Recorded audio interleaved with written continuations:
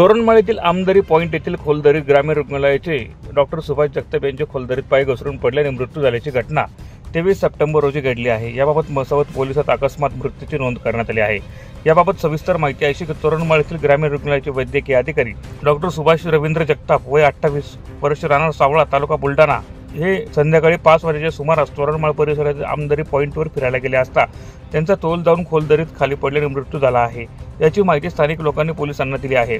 त्यानंतर मसावत पोलीस ठाण्याचे सहाय्यक पोलीस निरीक्षक नितीन कामे, उपनिरीक्षक जितेंद्र पाटील यांनी घटनास्थळी भेट देऊन पाहणी केली। या ठिकाणी सामाजिक कार्यकर्ते जीवन रावताळे, करमसिंग चौधरी, हवालदार रानसिंग सनेर व त्यांच्या सहकार्यासह पोलिसांनी राणीपूर येथे शवविच्छेदनासाठी राणीपूर ग्रामीण रुग्णालयात आणले।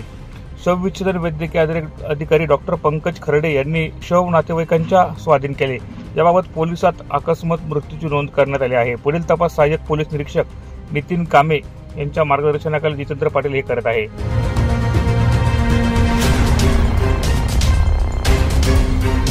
प्रतिनिधी शाबीर खाटीक, माझा महाराष्ट्र न्यूज, नंदुरबार।